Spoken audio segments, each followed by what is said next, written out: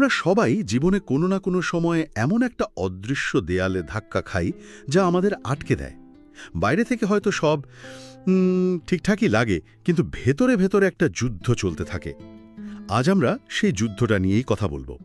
আমাদের হাতে আছে ড্যারিয়াস ফোরক্সের লেখা উইন ইয়োর ইনার ব্যাটলস বইটি। আর আমাদের আজকের উদ্দেশ্য শুধু এই বইয়ের একটা সারাংশ দেওয়া নয়, বরং বইয়ের মূল অস্ত্রগুলোকে বের করে নিয়ে আসা, যেগুলো আমাদের ভেতরের ভয়, সন্দেহ আর নেতিবাচকতার বিরুদ্ধে লড়তে সাহায্য করতে পারে।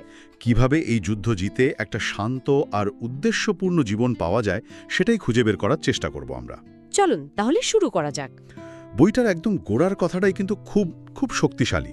বলছে যে আসল সাফল্য টাকা বা খ্যাতিতে না, বরং মনের শান্তিতে। হ্যাঁ, মনের শান্তিতে। আর এই শান্তির পথে সবচেয়ে বড় কাঁটা ভয়। একদম ভয়। বইয়ের শুরুতেই লেখক আব্রাহাম ম্যাসলোন একটা উক্তি ব্যবহার করেছেন, বৃদ্ধি বারবার বেছে নিতে হয়, ভয়কে বারবার জয় করতে হয়। কথাটা শুনতে সহজ লাগলেও এর গভীরতা কিন্তু অনেক। ঠিক তাই। লেখক বলছেন আমাদের সবারই স্বপ্ন আছে, লক্ষ্য আছে, কিন্তু ভয়ে সেই স্বপ্নের চারপাশে একটা অদৃশ্য কাঁটাতারের বেড়া তৈরি করে রাখে। আর ব্যাপারটা তো আরও জটিল, কারণ ভয়টা তো আমাদের রক্ষা করার জন্যই তৈরি হয়েছিল, তাই না? একদম। মজার ব্যাপার হলো আমাদের মস্তিষ্কের যে অংশটা ভয় তৈরি করে, সেই অ্যামিগডালা হাজার হাজার বছরে খুব একটা বদলায়নি। তাই আমাদের পূর্বপুরুষদের জন্য জঙ্গলে বাঘের সামনে পড়ার ভয়টা যতটা বাস্তব ছিল, আমাদের মস্তিষ্ক এখন বসের সামনে প্রেজেন্টেশন দেওয়ার ভয় বা একটা কঠিন ফোন কল করার ভয়কেও প্রায় একই রকম বিপদ হিসেবে দেখে। ঠিক। তার মানে আমাদের শরীর আর মন দুটোতেই একই রকম প্রতিক্রিয়া হয়। হার্টবিট বেড়ে যায়, হাত ঘামতে শুরু করে। একদম।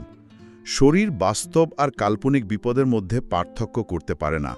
সে শুধু বিপদ সংকেত পায় এবং ফাইট অর ফ্লাইট মোডে চলে যায়। লেখক বলছেন আধুনিক জীবনে সফল হতে হলে আমাদের এই পুরনো অটোমেটিক সিস্টেমটাকে সচেতনভাবে পরিচালনা করতে শিখতে হবে। এটাকে একটা গাড়ির অ্যালার্ম সিস্টেমের সাথে তুলনা করা যেতে পারে, যা মাঝে মাঝে একটা বিড়াল হেঁটে গেলেও বিকট শব্দে বেজে ওঠে। দারুণ উপমা। আমাদের কাজ হলো অ্যালার্মটা শুনেই আতঙ্কিত না হয়ে জানালায় উকি দিয়ে দেখা যে বিপদটা আসলেই বাঘের নাকি বিড়ালের। হ্যাঁ, আর বইটাতে কিছু সাধারণ ভয়ের তালিকাও দেওয়া হয়েছে, যেগুলো আমাদের এই অ্যালার্ম সিস্টেমকে বারবার চালু করে দেয়।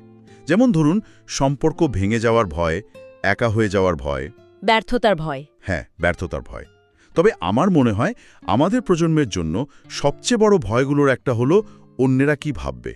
বিশেষ করে সোশ্যাল মিডিয়ার এই যুগে এই ভয়টা যেন আরও জাঁকিয়ে বসেছে। খুব গুরুত্বপূর্ণ একটা পয়েন্ট। তবে এখানে একটা ভিন্ন দৃষ্টিকোণও আছে। লেখক ভয়কে মূলত একটা বাধা বা শত্রু হিসেবেই দেখছেন, যাকে জয় করতে হবে। কিন্তু সব ভয় কি শত্রু? সেটাই। সুজেন জেফার্স তার বিখ্যাত বই feel the fear and do it এনিওয়েতে একটা অন্য কথা বলেছেন। তিনি বলেন ভয়কে শুধু জয় করাই নয়, একে ব্যবহারও করা যেতে পারে। কিভাবে? ভয় আমাদের সতর্ক করে, প্রস্তুতির কথা মনে করিয়ে দেয়।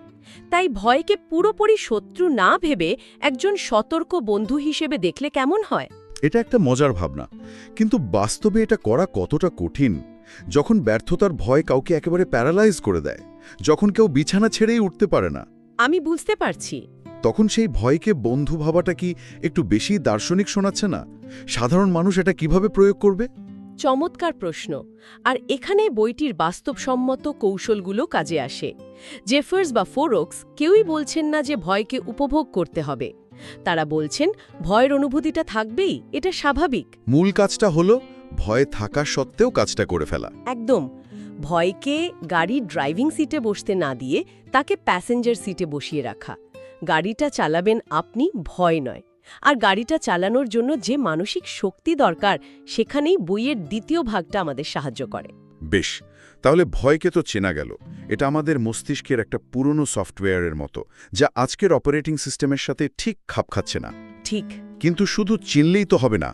এই সফটওয়্যারটাকে আপডেট করার উপায় কি? এখানে লেখক সবচেয়ে গুরুত্বপূর্ণ ধারণাটির কথা বলছেন, দায়িত্ব নেওয়া। দায়িত্ব নেওয়া? হ্যাঁ, র্যালফ ওয়াল্ডো এমারসনের একটি উক্তি আছে, ভয় পৃথিবীর অন্য যে কোনো কিছুর চেয়ে বেশি মানুষকে পরাজিত করে। ভয়কে জয় করার প্রথম ধাপই হল নিজের জীবনে স্টিয়ারিং হুইলটা নিজের হাতে তুলে নেওয়া। তার মানে আমরা পরিস্থিতির শিকার এই ভাবনাটা থেকে বেরিয়ে আসতে হবে। বাইরের কোনো কিছুকে, সেটা দেশের অর্থনীতি হোক, অফিসের পলিটিক্স হোক বা নিছক দুর্ভাগ্য, দোষারোপ করা বন্ধ করতে হবে। ঠিক তাই। লেখক বলছেন, যদি কোনো পরিস্থিতি আমাদের পছন্দ না হয় তাহলে অভিযোগ না করে আমাদের সামনে 3টে পথ খোলা থাকে। 1. যা হচ্ছে তা পাল্টানোর জন্য ঝাঁপিয়ে পড়া। 2. যদি পাল্টানো সম্ভব না হয় তাহলে সেখান থেকে বেরিয়ে আসার একটা সুস্পষ্ট পরিকল্পনা করা। আর 3. আর 3. যদি প্রথম দুটো সম্ভব না হয় তাহলে পরিস্থিতিটা যেমন আছে তেমনভাবেই মেনে নেওয়া এবং তা থেকে শেখার চেষ্টা করা।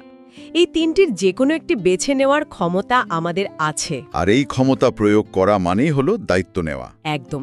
এই আইডিয়াটার শেকড় কিন্তু অনেক গভীরে, প্রাচীন স্টোয়িক দর্শনে, তাই না? হ্যাঁ, এপিকটেটাসের মতো দার্শনিকরা বলতেন, জীবনে কি ঘটছে তা আমাদের নিয়ন্ত্রণে নেই, কিন্তু সেই ঘটনাকে আমরা কিভাবে দেখছি, মানে তার প্রতি কি প্রতিক্রিয়া জানাচ্ছি, তার সম্পূর্ণ নিয়ন্ত্রণ আমাদের হাতে। ঠিক। লেখক ঠিক এই ক্লাসিক্যাল জ্ঞানকেই আধুনিক জীবনের জন্য একটা টুল বা যন্ত্র হিসেবে ব্যবহার করতে বলছেন। একটা উদাহরণ দিলে কেমন হয়? ধরুন, চাকরি চলে যাওয়াটা একটা ঘটনা। এটা আমাদের নিয়ন্ত্রণের বাইরে হতে পারে, কিন্তু এর প্রতিক্রিয়ায় আমার জীবন শেষ ভাবা নাকি এটা একটা নতুন সুযোগ ভাবা, সেই বিচারটা পুরোপুরি আমাদের নিয়ন্ত্রণে। দায়িত্ব নেওয়ার অর্থই হল নিজের এই প্রতিক্রিয়ার ওপর নিয়ন্ত্রণ প্রতিষ্ঠা করা। আর এই নিয়ন্ত্রণের ধারণা থেকেই বইয়ের পরের কৌশলটা আসছে, যা আমাদের নিয়ন্ত্রণে আছে, শুধু সেদিকেই মনোযোগ দেওয়া। এটা আমার কাছে খুব কাজের মনে হয়েছে। ঠিক, আমরা সারাদিন কত কিছু নিয়ে চিন্তা করে শক্তি নষ্ট করি যা আমাদের হাতেই নেই, যেমন ট্রাফিক জ্যাম, আবহাওয়া বা অন্যেরা আমাদের নিয়ে কি ভাবছে। ঠিক। আর যখনই আমরা নিয়ন্ত্রণের বাইরের বিষয়গুলো নিয়ে দুশ্চিন্তা করি, আমাদের ভেতরের শক্তি কমতে থাকে এবং ভয়ে জেকে বসে। এর একটা দারুণ সমাধান বইতে দেয়া হয়েছে, ফলাফলের চিন্তা না করে প্রক্রিয়ার ওপর মনোযোগ দেওয়া। যেমন কোনো ছাত্র যদি শুধু পরীক্ষায় পাশ করার দুশ্চিন্তা করে, তার মানসিক চাপ বাড়বে। কিন্তু সে যদি প্রতিদিন নির্দিষ্ট সময় পড়ার প্রক্রিয়ায় মনোযোগ দেয়, তাহলে ফলাফল এমনিতেই ভালো হবার সম্ভাবনা বাড়ে। এই ছোট পরিবর্তনটা মানসিক চাপকে একেবারে কমিয়ে দেয়। এখানেই তো ওই 0.01% উন্নতির ধারণাটা আসছে, তাই না? হ্যাঁ, এই 0.01% উন্নতির ধারণাটা শুনতে খুব সাধারণ মনে হতে পারে, কিন্তু এর আসল জাদুটা হলো কম্পাউন্ডিং এফেক্টে। অনেকটা বরফের বল পাহাড় থেকে গড়িয়ে পড়ার মতো। ঠিক, শুরুতে ছোট, কিন্তু সময়ের সাথে সাথে বিশাল হয়ে ওঠে। এর মনস্তাত্ত্বিক দিকটা হলো, বড় লক্ষ্যের চাপে, যেমন আমাকে 1 মাসে 10 কেজি ওজন কমাতে হবে, আমরা প্রায় হাল ছেড়ে দিই। কিন্তু যখন লক্ষ্যটা হয় শুধু আজ আমি গতকালের চেয়ে একটা পুশ আপ বেশি দেব বা মাত্র 5 মিনিট হাঁটব, তখন মস্তিষ্ক কোনো প্রতিরোধই করে না। আর এই ছোট ছোট জয়গুলো ধীরে ধীরে আমাদের আত্মবিশ্বাস আর অভ্যাস তৈরি করে দেয়, যা পরে বড় পরিবর্তন নিয়ে আসে। বাহ, এটা সত্যিই খুব বাস্তবসম্মত একটা উপায়। আচ্ছা, এরপর বইতে যে কৌশলটার কথা বলা হয়েছে, আমার মতে সেটা সবচেয়ে শক্তিশালী। কোনটা? ভয়ে যখন আমাদের চারপাশ থেকে ঘিরে ধরে, তখন নিজেকে একটা সহজ প্রশ্ন করা, সবচেয়ে খারাপ কি হতে পারে? এটা ভয়কে পরাস্ত করার একটা মোক্ষম অস্ত্র। কারণ ভয় প্রায় অস্পষ্ট এবং বিশাল একটা দানবের মতো মনে হয়, কিন্তু যখনই আমরা তাকে আলোতে এনে নির্দিষ্ট করে ফেলি, তার আসল চেহারাটা বেরিয়ে আসে, যা প্রায়শই ততটা ভয়ঙ্কর হয় না। একদম। বইয়ের ক্রিস নামের একজন কেয়ার অ্যাসিস্ট্যান্টের উদাহরণটা এখানে খুব প্রাসঙ্গিক। ভাবুন তো ক্রিসের অবস্থা, 2টো ছোট বাচ্চা, হাসপাতালের চাকরিটাও ফান্ডিং সমস্যার কারণে যায় অবস্থা। হ্যাঁ, রাতের পর রাত তার ঘুম নেই, বুকের ভেতরটা সবসময় ধরপড় করছে। শুধু এক চিন্তা, বাচ্চাদের মুখে খাবার তুলে দিতে পারবে তো, বাড়ি ভাড়া কিভাবে দেবে। এই যে ভয়, এটা কিন্তু আমাদের সবার খুব পরিচিত। একদম, এটা একটা সর্বজনীন ভয়, অনিশ্চয়তার ভয়। লেখক বলছেন, ঠিক এই মুহূর্তেই ওই প্রশ্নটা সব বদলে দিতে পারে। যখন ক্রিসকে প্রশ্নটা করা হলো, ধরা যাক তোমার চাকরিটা চলেই গেল, তাহলে সবচেয়ে খারাপ কি হবে? সে প্রথমে একটু থমকে গেল, তারপর ভাবতে শুরু করল। আর তার উত্তরটা কি ছিল? সে উত্তর দিল যে তাকে একটা নতুন চাকরি খুঁজতে হবে। হয়তো কয়েক মাস খুব কষ্ট হবে, কিছু খরচ কমাতে হবে, হয়তো বন্ধুদের থেকে কিছু সাহায্য নিতে হবে, কিন্তু শেষ পর্যন্ত সে একটা না একটা কাজ পেয়েই যাবে। সে না খেয়ে মারা যাবে না, তার বাচ্চারাও রাস্তায় চলে আসবে না। ঠিক। আর এখানেই মনস্তত্ত্বের আসল খেলাটা হয়।